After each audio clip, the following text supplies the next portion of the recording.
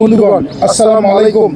ত্রয়োদশ জাতীয় সংসদ নির্বাচন এবং গণভোট অবাধ সুষ্ঠু নিরপেক্ষ করার লক্ষ্যে র্যাপিড অ্যাকশন ব্যাটালিয়ন র্যাব 14 একটি দৃঢ় পেশাদার ও নিরপেক্ষ নিরাপত্তা প্রতিষ্ঠান হিসেবে আপনাদের কাছে ইতিমধ্যে আবির্ভূত হয়েছে। দায়িত্ব পালনের ক্ষেত্রে কোনো ধরনের পক্ষপাত, অতিরিক্ত বল প্রয়োগ এবং শৈথিল্যের আমাদের কোনো সুযোগ নেই। আমরা এই জাতীয় নির্বাচন এবং গণভোট উপলক্ষে আমাদের যে নিরাপত্তা পরিকল্পনা প্রণয়ন করেছি তা আপনাদের সাথে শেয়ার করব। এখন আমাদের 16 জন অফিসারের নেতৃত্বে সর্বমোট 66 টহল 645 জন পোশাকি র্যাব সদস্য এই নির্বাচনের নিরাপত্তায় অংশগ্রহণ করবেন। এর বাইরেও আমাদের উল্লেখযোগ্য সংখ্যক সাদা পোশাকে গোয়েন্দা তৎপরতা অব্যাহত থাকবে। আমরা উল্লেখযোগ্য সংখ্যক ড্রোন ক্যামেরা, হেলিকপ্টার দ্বারা আমরা আমাদের বিভিন্ন নির্বাচন কেন্দ্র মনিটর করব। যদি প্রয়োজন হয় তবে ড্রোন ক্যামেরা আমাদের সাথে সার্বক্ষণিক থাকবে। এছাড়াও ডগ স্কোয়াড এবং বোম ডিসপোজাল ইউনিট যদি প্রয়োজন হয় তাহলে প্রস্তুত রাখা হয়েছে। রোবাস পেট্রোলিং ও অন্যান্য কার্যক্রম গ্রহণ করার কারণে জনগণ নির্বাচনী প্রার্থীদের মাঝে একটা আস্থা বৃদ্ধি পেয়েছে। বিভিন্ন নিরাপত্তা পদক্ষেপ গ্রহণ করার কারণে র্যাব 14 ময়মনসিংহের আওতাধীন এলাকায় নির্বাচনী পরিবেশ স্বাভাবিক রয়েছে। এলাকাগুলোতে কোনো সংঘাত ও সহিংসতার ঘটনা এখনও ঘটেনি। প্রিয় সাংবাদিক বন্ধুগণ, বস্তুনিষ্ঠ ও প্রত্যাশার সাথে সংশ্লিষ্ট খবর পরিবেশন করা সহ ডিসইনফরমেশন ও মিস ইনফরমেশনকে যাচাইপূর্বক প্রচার করে জনগণের পবিত্র ভোটাধিকার প্রয়োগের সুযোগ সৃষ্টি করতে আপনাদের সহযোগিতা কামনা করছি।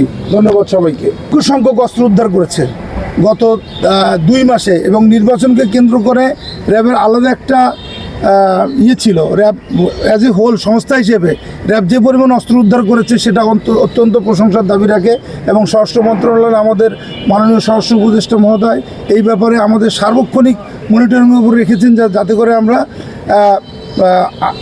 নির্বাচনের সময় কোনো ধরনের অবৈধ অস্ত্র কিংবা বৈধ অস্ত্র যেন কোনোভাবেই এখানে প্রভাব বিস্তার করতে না পারে। সেজন্য র্যাব 14 এবং প্রতিটি র্যাব ইউনিট সজাগ রয়েছে আর কি।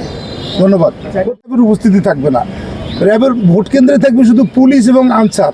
এবং যদি আমাদের প্রয়োজন হয় তখন আমরা ভোট কেন্দ্রে যাব। ভোট কেন্দ্রে আঙ্গিনায় যদি প্রয়োজন হয় আমরা তো পেরিফেরিতে কাজ করব। Patrolling, striking, mobile reserve, checkpost এগুলো নিয়ে কাজ করব। বাংলাদেশ সেনাবাহিনী, র্যাব, বিজিবি, আনসার, পুলিশ এগুলো যৌথভাবে আমরা কাজ করব। একটু জানতে চাই, আপনারা যে এই যেগুলো থেকে অভিযোগ পেলেই তো আপনারা ওখানে অ্যাকশন নেন, সঠিক? তো এই প্রক্রিয়াটা কি? যেমন আপনারা কিভাবে আপনাদেরকে অভিযোগটা দেয় এবং এখন পর্যন্ত কি কোনো অভিযোগ দিয়েছে কোনো প্রার্থী বা প্রার্থী সমর্থক? আপনার প্রশ্ন শেষ? আচ্ছা, অভিযোগের হচ্ছে যে আপনারা জানেন নির্বাচন সুরক্ষা অ্যাপ নামে একটা নতুন একটা অ্যাপ্লিকেশন আছে, আমাদের একটা অ্যাপ আছে। ওইটার মাধ্যমে প্রিজাইডিং অফিসার কিংবা সংশ্লিষ্ট কেন্দ্রে যারা আনসার সদস্য আছে তারা আমাদের নোটিফিকেশান দিতে পারে। যদি জিনিসটা প্রায়োরিটি বেস ঠিক করে আমরা ওখানে রেসপন্স করব। আবার যদি কেউ সাধারণ মানুষও মনে করে যে এখানে একটা গণ্ডগোল হচ্ছে, যদি কেউ আপনারা সাংবাদিকরা যদি মনে করেন যে আমাদের ইনফর্ম করবেন, অবশ্যই যদি ঘটনাটা সঠিক হয়, যদি ঘটনাটার কোনো মিস ইনফরমেশন এবং ডিসইনফরমেশন ইস্যু না থাকে, অবশ্যই র্যাব এবং অন্যান্য আইনশৃঙ্খলা বাহিনী তাৎক্ষণিকভাবে এবং আমাদের নোটিশ টু মুভ NTM খুব বেশি না, 15 থেকে 20 মিনিটের মধ্যে আমরা জায়গায় পৌঁছানোর সক্ষমতা রাখি। নির্বাচন কেন্দ্রিক কোনো অভিযোগ কি আপনারা ডিসপোজাল করছেন? নির্বাচন কেন্দ্রিক ময়মনসিংহে এখন পর্যন্ত কোনো অভিযোগই আমরা পাইনি। আপনারা পেয়েছেন? নির্বাচন কেন্দ্রে কিন্তু অনেক ঘটনা ঘটেছে এবং অভিযোগও দিয়েছে আপনাদের ইয়াতে কি বলে রিটার্নিং অফিসারের কাছে। আমি রিটার্নিং অফিসারের প্রশ্নটা ওনাকে করলে ভালো হয়। আমি এখন পর্যন্ত আমার নলেজে কোনো অভিযোগ আসেনি, যদি আসে অবশ্যই আমরা ব্যবস্থা করব।